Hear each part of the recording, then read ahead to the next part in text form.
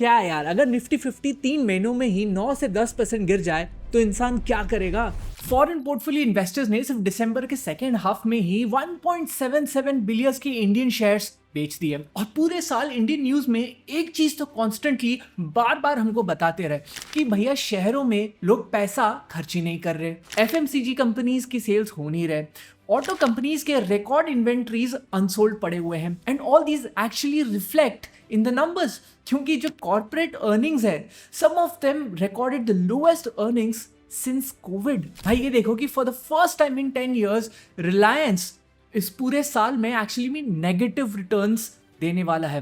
2024 में लोगों की सैलरी नहीं बढ़ी, 2024 में एग्रीकल्चरल इनकम नहीं बढ़ा। So 2024 was it a year to forget for the Indian economy, या मैं कुछ ज्यादा ही बोल रहा हूँ? आप डिसाइड करो वीडियो के एंड तक।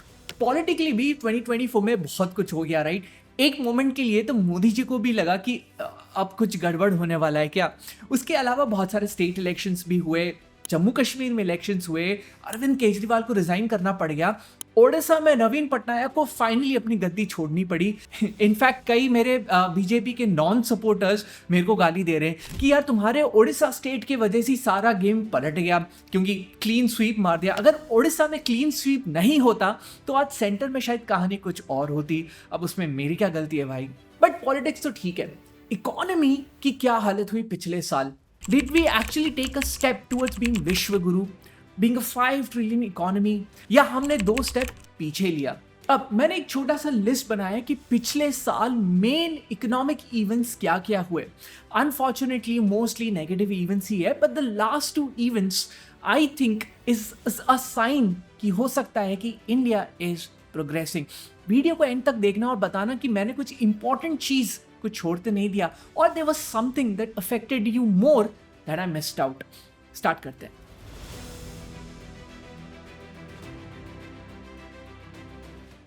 यार वो 3 जून का रिकॉर्ड हाई मार्केट याद है। सब ऑलमोस्ट पहले ही सेलिब्रेट कर रहे थे कि मोदी जी तो आने ही वाले। एग्जिट पोल्स तो बोल रहे थे कि 400 तो है, 400 तो छोटा नंबर है। बट देन 4 जून को जब नंबर्स आने लगे, then suddenly the markets realised, oops हमने कुछ गलत बेट कर दिया क्या। 4500 पॉइंट्स सेंसेक्स का गिरना कोई मजाक नहीं है। 31 lakh crores of investors wealth was lost। पता नहीं क्यों लोगों को लगा कि बस अब मोदी जी नहीं आएंगे तो इंडियन इकोनॉमी बस बंद ही होने वाली है, सारे बिजनेसेस बंद हो जाएंगे, सारा इकोनॉमी अब डूबने ही वाला है। ऐसा होता है क्या? एक इंपॉर्टेंट क्वेश्चन है आपके लिए, कमेंट्स में जरूर बताना कि हु डू यू थिंक या under which prime minister India has recorded the highest GDP growth. एक दूसरा फूड फॉर थॉट आपके लिए, अटल बिहारी वाजपेयी बीजेपी के या इंडिया के one of the best prime ministers माने जाते हैं, right? How strong a government do you think was BJP when Atal Bihari Vajpayee was the Prime Minister? तो ये क्या ये जो एक परसेप्शन है कि एक स्ट्रॉन्ग प्राइम मिनिस्टर और एक यूनानिमस मेजॉरिटी ही इंडियन इकोनॉमी के लिए अच्छा है? Just think over it. But here is what is so interesting about Indian economy और स्टॉक मार्केट। यार 4 से 5 दिन ही लगे ये सारा लॉस वापस आने में, और उसके बाद से तो Indian market has been just flying off. So moral of the story यही है कि भाई जो मेरा इन्वेस्टिंग का फंडा है कि you should always believe in the bigger story. और ऐसे जो छोटे मोटे इवेंट्स है ना, ये तो होते ही रहते हैं, और वो एक्चुअली आपकी जो इन्वेस्टिंग स्ट्रैटेजी है, जो आपका बिलीफ है कि you believe that the bigger story is positive, उसको वो टेस्ट करता है। और जो ऐसे छोटे मोटे टेस्ट्स को पास करता है वही लॉन्गर टर्म में वेल्थ बनाते हैं। एनीवेज, गवर्नमेंट तो पावर में आता है, and then finance minister Nirmala Sitharaman had a shocker for all of अस।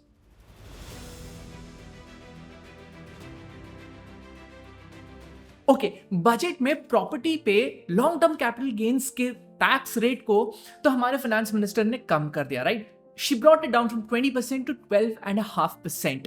और उन्होंने सोचा कि बस इसी को हेडलाइन बनाएंगे, बाकी चीजें तो कौन देखता ही है। बट एक चीज जो है which caught everybody's attention, indexation benefit हटा दिया था from long term capital gains on property.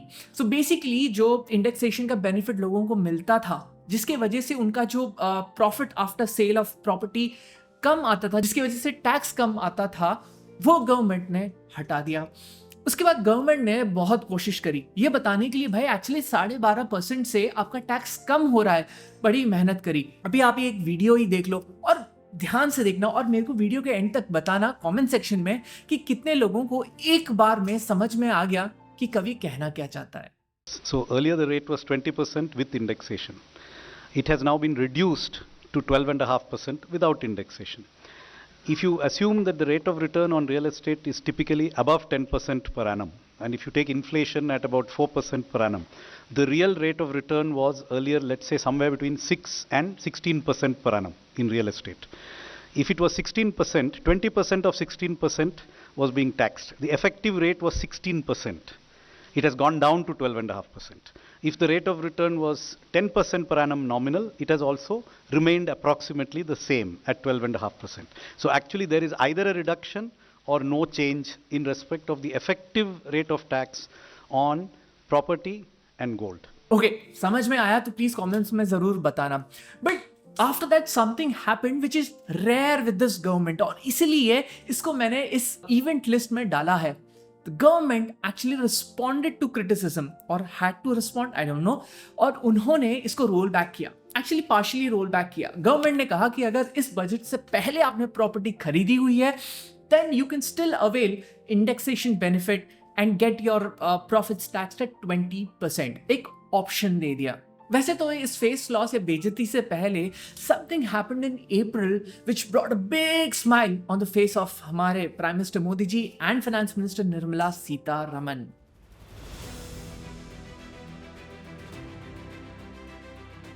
Highest ever GST collections in April. Look at that jump. और ये हाईएस्ट एवर जीएसटी कलेक्शंस हमारे इंडियन इकोनॉमी के लिए बहुत अच्छी बात है, राइट? गवर्नमेंट के पास रेवेन्यूज बढ़ रहा है, इट कैन स्पेंड मोर। और गवर्नमेंट ने भी कहा कि उन्होंने जो टैक्स कंप्लायंसेस बढ़ाए हैं, जो बेस बढ़ाया है कि कितने लोग जीएसटी पे कर रहे हैं, जो एंटी इवेजन मेजर्स बढ़ाया है, जो डिजिटलाइजेशन बढ़ाया है इस स्पेस में, all of these efforts are now paying rich dividends. और एक्चुअली अक्टूबर में we again registered the second highest GST collections. Great for Indian economy, right? Indian economy is flying, but parallelly Indian economy में कुछ ऐसा चल रहा था विच raised questions कि भैया ये जीएसटी कलेक्शंस इतने हो कैसे रहे हैं।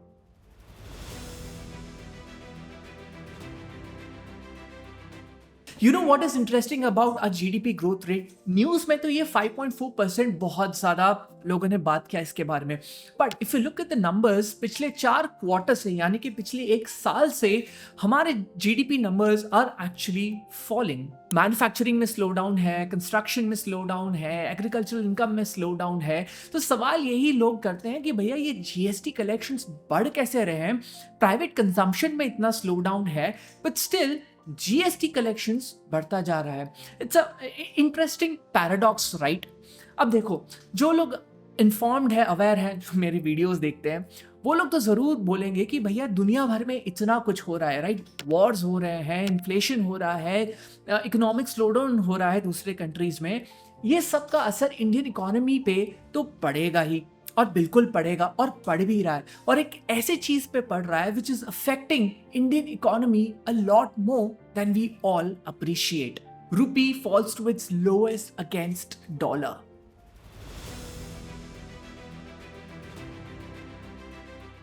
अब रूपी गिरा क्यों? देखो यार, ये कॉमन सेंस है। दुनिया भर में जब अनसर्टेनिटीज बढ़ जाती हैं तो जो बड़े बड़े इन्वेस्टर्स हैं वो कोशिश करते हैं कि ऐसे इमर्जिंग मार्केट से अपना पैसा निकाल दे, जहां अनसर्टेनिटीज है, पता नहीं रिटर्न मिलेगा कि नहीं मिलेगा, उनका इकोनॉमी अच्छा करेगा कि नहीं करेगा, तो वो अपना पैसा निकाल लेते हैं। और यूजुअली यूएस मार्केट्स में या यूएस ट्रेजरी बॉन्ड्स में पैसा डाल देते हैं, क्योंकि वहां पे भी इंटरेस्ट रेट्स हाई थे, तो उनका जो ट्रेजरी बॉन्ड यील्ड्स था वो भी हाई था। तो इन्वेस्टर्स भी ये सोचेंगे कि अगर मुझे रिस्क फ्री रिटर्न एक डिसेंट अमाउंट मिल रहा है तो मैं क्यों अपने सारे पैसे को रिस्क में डालूं by investing in emerging economies. और इसीलिए फॉरेन इन्वेस्टर्स जस्ट ऐसे पैसे निकाल के भागे इंडियन इकोनॉमी से जैसे पता नहीं क्या होने वाला है। बट उसका इम्पैक्ट यही पड़ा कि रुपी का डिमांड घट गया एंड डॉलर का डिमांड बहुत ज्यादा बढ़ गया and that is why rupee was on a free fall. वैसे अगेन अगर आप डेटा देखोगे और एक बड़े लेवल पे डेटा देखोगे तो rupee has been falling against the dollar since the last 4 to 5 years। और इस रुपी को बचाने के लिए एक एजेंसी है जो लगी पड़ी है, आरबीआई। वैसे तो आरबीआई का काम भी ये है, but RBI has been selling record levels of our foreign exchange reserves so that rupee का demand थोड़ा सा maintain होके रहे and rupee does not fall much more than it is falling right now। और रुपी महंगा होता है तो हमारे इकोनॉमी के बहुत इफेक्ट पड़ता है, हमारे इंपोर्ट्स महंगे हो जाते हैं, तेल महंगा हो जाता है जिसकी वजह से इन्फ्लेशन बढ़ जाता है, लोगों के लिए इंटरनेशनल ट्रैवल महंगा हो जाता है, स्टूडेंट्स के लिए एजुकेशन, फॉरेन एजुकेशन महंगा हो जाता है। वैसे तो इंडियन स्टूडेंट्स के लिए इंडिया में भी कोई माहौल अच्छा नहीं है, स्पेशली जो एजुकेटेड लोग हैं। 83% of jobless Indians are youth. अगर ये रिपोर्ट ऑफ ILO सही है then it is indeed a very sad situation. वैसे तो ये 2022 का सिचुएशन बताता है, बट रिपोर्ट आया पिछले साल and it sort of gave us a reality check कि भैया हेडलाइंस के पीछे भागना छोड़ो, this is what is happening in the Indian economy. जो इंडिया के जॉबलेस लोग हैं उसमें यूथ का नंबर बढ़ता जा रहा है and you know what is even sadder कि ये जॉबलेस यूथ में एजुकेटेड यूथ जो है उनका percentage has doubled. Around 2000s में 35% of jobless people were educated, now it has shot up to about 65% of unemployed people. कितना कुछ हो गया राइट। वैसे तो पिछले साल अडानी बहुत न्यूज में रहे because of Bangladesh payment crisis. उन्होंने बोला कि हम अडानी को अंधेरे में डाल देंगे and then of course US indictment हुआ। एंड अगर आप अर्नब गोस्वामी को देखे होंगे तो उनके हिसाब से सिर्फ डीप स्टेट का काम है। बांग्लादेश ने US को बोला कि भैया अडानी के अगेंस्ट केस कर दो और US ने कर भी दिया। क्या सब बवाल चलता है। एनीवेज 2024 में इंडियन इकोनॉमी के लिए बहुत कुछ अच्छी चीजें भी हुई। UPI reached 7 countries including France and this was a big step towards globalization of UPI जो eventually Indians को भी बहुत हेल्प करने वाला है। उसके अलावा IPOs का क्या अलग ही बवाल मच रहा था भाई। About 330 companies entered the Indian stock market through IPOs and this was almost double the number of IPOs that happened in US market। Europe से भी कई ज़्यादा IPOs हुए इंडिया में। हमारे PLI पॉलिसी का एक बहुत बड़ा सक्सेस देखा गया। I mean, Apple exported more than $7 billion in just 7 months। Although क्या आप ये जो असेंबली करके हम एक्सपोर्ट कर रहे हैं इसको मेक इन इंडिया का सक्सेस मानोगे? That's quite debatable. So anyways मेरे हिसाब से तो ये कुछ मेन इवेंट्स थे पिछले साल के। Did I miss something? और अगर ऐसे इंडियन इकोनॉमी के ऊपर data back no nonsense story सुनते रहना है देन प्लीज इस चैनल को ज्वाइन करिए, इस वीडियो को लाइक करिए and join this community. See you letter.